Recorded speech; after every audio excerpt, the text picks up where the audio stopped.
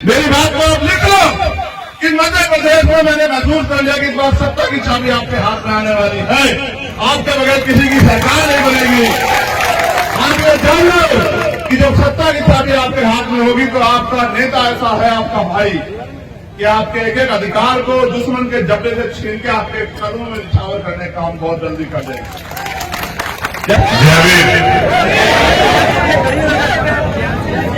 देखो, मैं समझता हूं कि पिछले 5-6 घंटे से आप लोग इस कड़ी धूप में बहुत ही कंजस्टेड जगह में, क्योंकि आपकी संख्या ज्यादा है और यहां जगह कम है, आप लंबे समय से बैठे हुए हैं। हम तो यहां मंच पे बैठे हैं, यहां हवा भी लग रही है, लेकिन वहां तो आपके चेहरे बता रहे हैं कि हवा भी नहीं लग रही है। तो मैं आपके तकलीफ को तो समझता हूं, लेकिन मैं ये भी कहना चाहता हूं कि आज हालात कुछ ऐसे ही हैं। इस तकलीफ को तो हम लोग सह सकते हैं, लेकिन जो एक घाव जो शरीर पे लगे हों वो दिखते हैं, लेकिन जो घाव मन में लग जाए, दिल में लग जाए, वो नहीं दिखते। तो हमारे जख्म, हमारे घाव बड़े गहरे हो चुके हैं। इसलिए मैं आपसे अनुरोध करूंगा कि कुछ समय में आपका लूंगा और उस समय में आप थोड़ी देर इस गर्मी को सहते हुए अगर बैठे रहेंगे तो मुझे इस बात का दुख तो है कि आपको गर्मी सहनी पड़ रही, लेकिन मुझे खुशी भी होगी कि आप मेरा होनी चाहिए।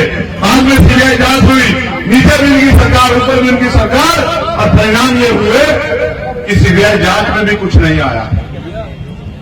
मैं आपको ये बात इसलिए कह रहा हूं, मैं आपको इसलिए दर्द इसलिए याद दिला रहा हूं कि हम दुश्मन को ताकत देते उम्मीद करते हैं कि हमारा भला करेंगे। आप ये सोचो, जहां आज भी देश में जातिवाद है, जहां आज भी देश में गैर बराबरी है, वहां ये लोग आपको अधिकारों का जीवन, सम्मान का जीवन देने के लिए तैयार है क्या?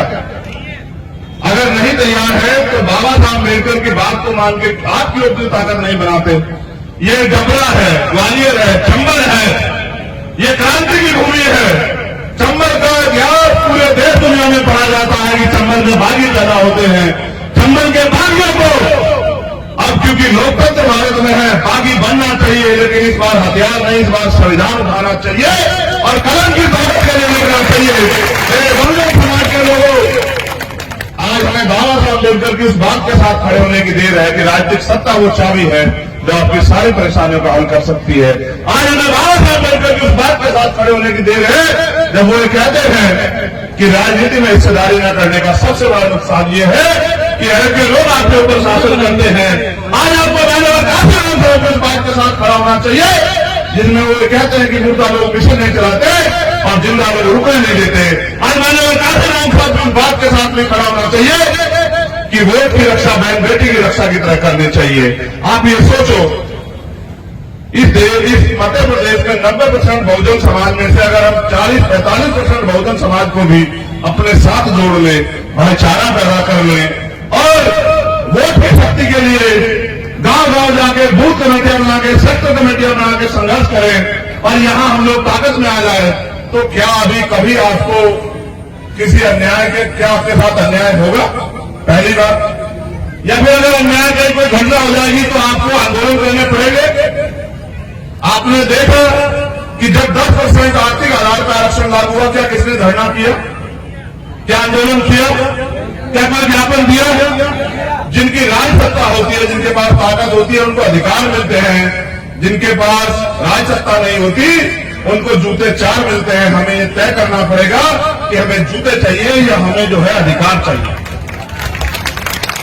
मैं कई घटनाओं पर जिक्र करूंगा। एक बात आपको कहना चाहता हूं, जो नौजवान नेता हमारे तैयार हो गए, वो मेरी बात पे गौर करें। ये मेरा संदेश है आपको।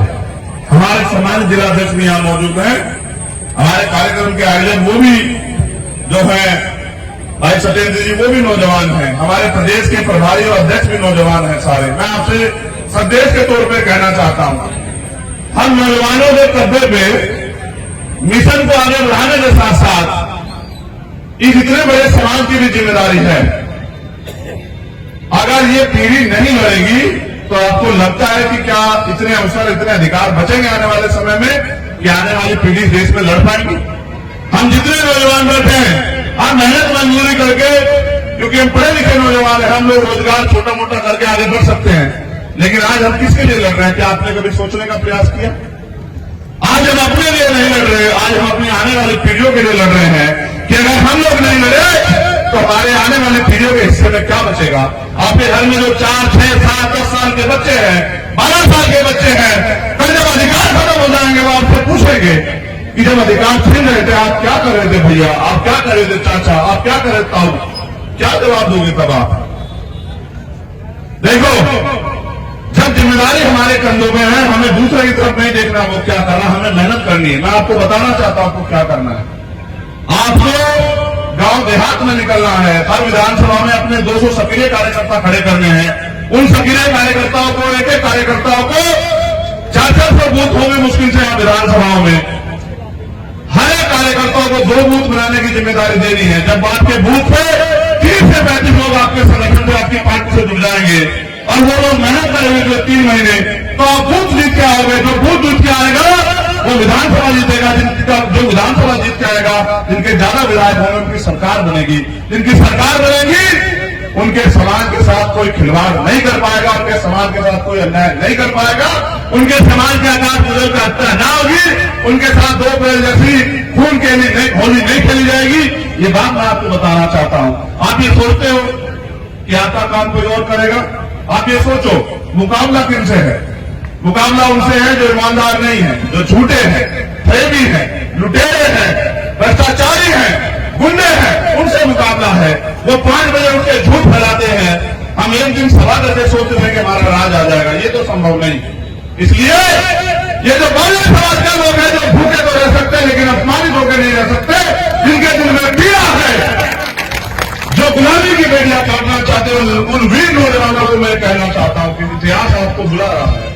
इतिहास आपको याद कर रहा है कि आने वाले समय में आपको किस नाम से जाना जाए।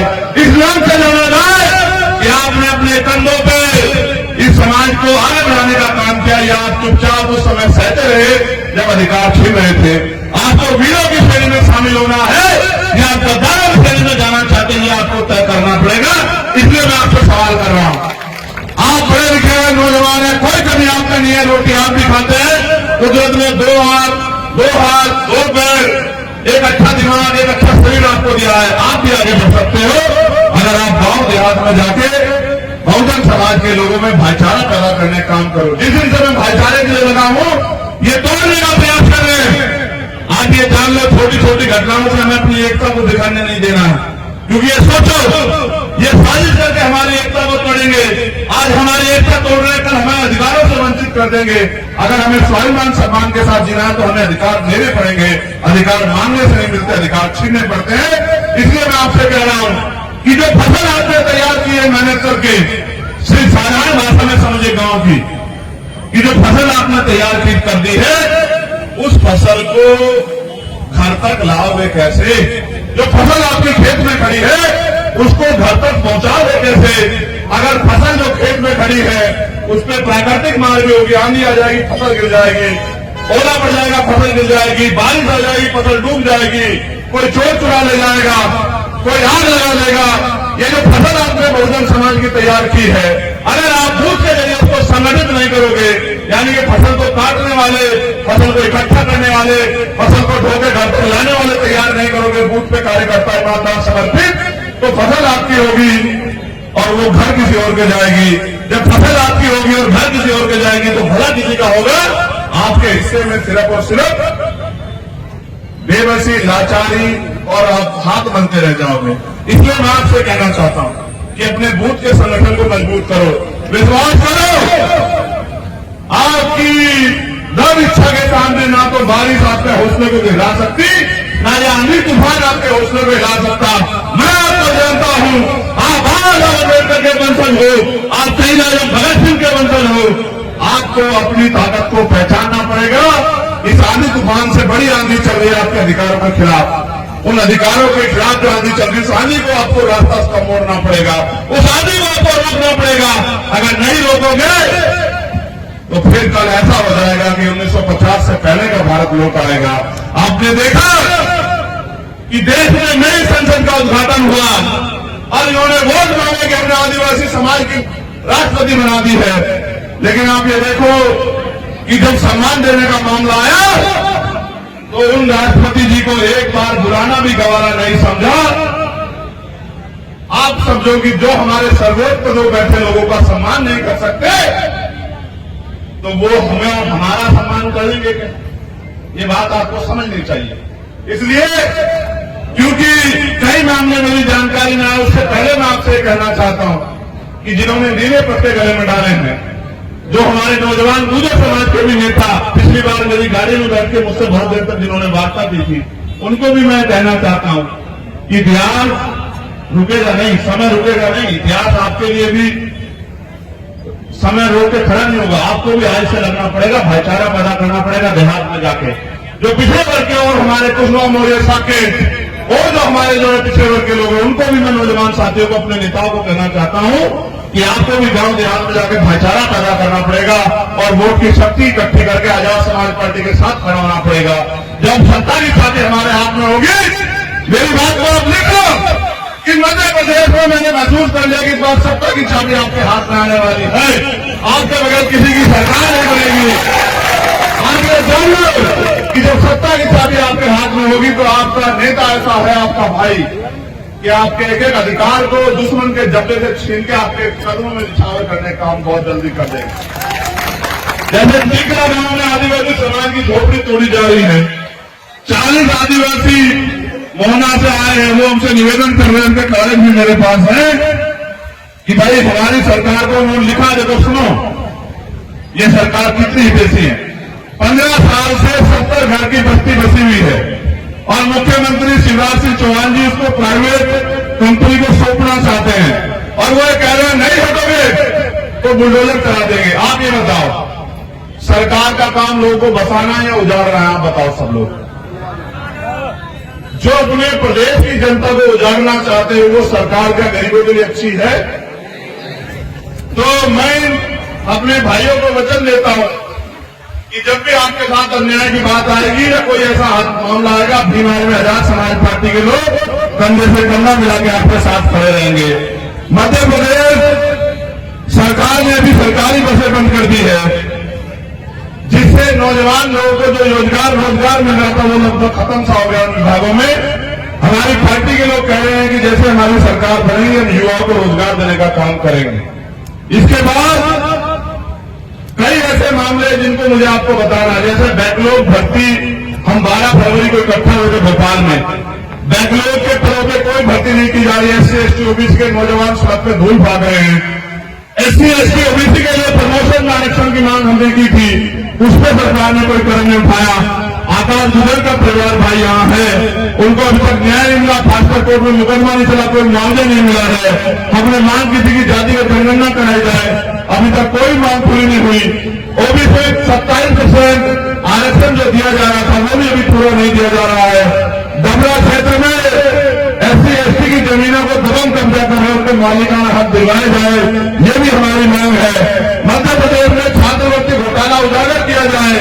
चोर चोर मसले भाई, इनके लोग घोटाला करें, इनकी सरकार कहां से उजागर कर देंगे? आपकी सरकार आएगी, हर एक घोटालेबाज को हम लोग जेल भेजने का काम करेंगे। मेरी बात को आप लोग याद रखना। दमोह नगर पालिका में राजस्व विभाग में लगी 2014 से नामांकन पर रोक को तत्काल हटाया जाए। ये कई इस तरह की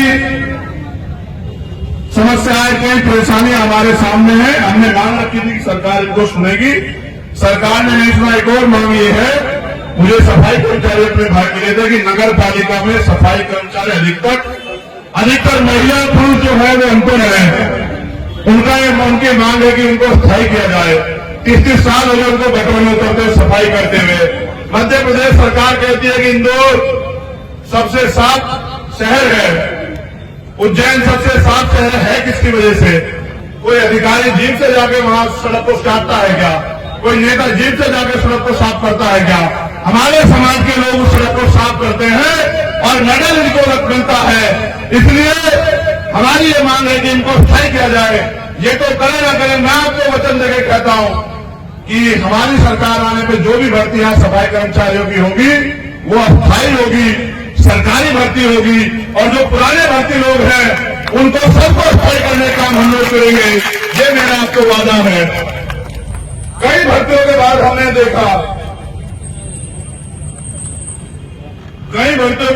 देखा कई मामलों के बाद देखा कि 12 फरवरी हुए कोई और बात, सरकार ने हमारी मांग को नजरअंदाज किया। भाई आकाश गुजर जी का भी मामला है। अब हमने तय किया है कि प्रदेश के मुख्यमंत्री हमारी बात को नहीं सुन रहे हैं, इसलिए हमने तय किया है कि जल्दी हम प्रेस कॉन्फ्रेंस करके प्रदेश के मुख्यमंत्री का घेराव जो है वहीं भोपाल में करने जा रहे हैं। अगर मुख्यमंत्री हमारी मांगों को नहीं सुनेंगे तो हम अपने संवैधानिक अधिकारों का प्रयोग करके अपने संघर्ष को मजबूत करने का काम करेंगे। हमारे पार्टी, हमारा संगठन यहाँ ताकतवर है, हम लड़ना जानते हैं, हम अधिकार छीन के लेना जानते हैं। इसलिए जल्दी हम तारीख घोषित करके मुख्यमंत्री का घेराव करेंगे। और मैंने बाबा साहब अम्बेडकर की जन्मभूमि से कहा था आपसे कि जल्द जो है मध्य प्रदेश में हम लोग साइकिल यात्रा शुरू करेंगे, जिसका नेतृत्व मैं करूंगा। बहुत जल्द हम लोग घोषणा करके बताएंगे कि पहली साइकिल यात्रा पहले चरण की किन किन जिलों से होकर गुजरेगी। हमने उसमें 500 साइकिलों की भी बात की थी, कुछ साइकिलें मिल भी गई हैं, कुछ मिलनी बाकी है। हम गांव-गांव, गली-गली जाके बहुजन समाज में भाईचारा, उनमें राजनीतिक चेतना पैदा करने के लिए साइकिल यात्रा करेंगे। इसका नेतृत्व मैं करूंगा। दिन रात हम लोग साइकिल चला के गांव-गांव जाके मेहनत को, अपना पसीना बहा के अपने लोगों को जोड़ने का, उनके विश्वास को हासिल करने का, आजाद समाज पार्टी के लिए जन समर्थन हासिल करने का काम करेंगे। जब वो यात्रा आपके कस्बों, क्षेत्रों, गांव में आए तो आप भी उस यात्रा का बढ़ चढ़ के स्वागत करें, अभिनंदन करें। ऐसी मेरी जो है आपसे यात्राएं हैं। तो जैसा मैंने आपको बताया, अभी अधिकारियों ने शायद हमें समय दिया है। क्या समय है?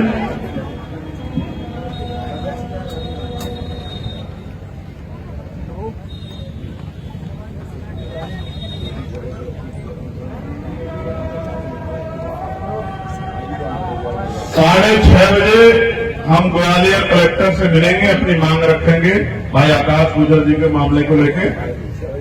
6 बजे आईजी से मिलेंगे और 6:30 बजे ग्वालियर कलेक्टर से। और मुरैना के कलेक्टर साहब से उनको मेरा संदेश है कि आपको तो अपने आप से आके उनके इस परिवार की मदद करनी चाहिए थी। आप जो राजनीतिक शक्तियों के हाथों में खेल के हमारी मदद नहीं कर रहे हैं, कलेक्टर साहब याद रखना, सरकार बदलेगी, बिल्कुल बदलेगी। आप नौकरी इसी प्रदेश में करेंगे, आपको एक कैडर मिला हुआ है। हम भी आपके साथ मिलकर जनता की सेवा करने के लिए तैयार रहेंगे। हम भी आपका अभिनंदन, स्वागत करने के लिए तैयार रहेंगे। बहुत जल्दी की बात है, 4-6 महीने में चुनाव होने वाले हैं। जिनके इशारे पे हमारे भाई के हत्यारों को बचाने का काम कर रहे हैं, उनको बचा नहीं पाओगे, इस बात को याद रखना कलेक्टर साहब। मैं धन्यवाद देता हूं डबरा की महान जनता का, आयोजक कमेटी का, जिले की पूरी टीम का, डबरा विधानसभा की पूरी टीम का, और सबसे ज्यादा धन्यवाद मेरी माओ बहनों का, जो एक टक तक की लगाए बैठी रहती हैं, जो जिनके प्यार के कारण इन बड़ी बड़ी ताकतों से उनका खून टकराने के लिए तैयार है, जिनके सम्मान के लिए अपने जीवन का हर एक पल निछावर करने के लिए हम सब लोग तैयार हैं। मैं उनसे विश्वास दिलाना चाहता हूं, गरीबी के दिन खत्म होंगे, बेबसी के दिन खत्म होंगे, लाचारी के दिन खत्म होंगे, बहुजन राज आएगा। जो सुविधाएं अमीरों को मिल रही हैं वो आपको भी मिलेगी। मैंने वादा घोषणा की है कि हमारी सरकार बनने पे 2 अप्रैल के जो शहीद हैं उन सबके शहीद परिवारों को 1 करोड़ रुपए का मुआवजा, एक सरकारी नौकरी हम लोग देंगे।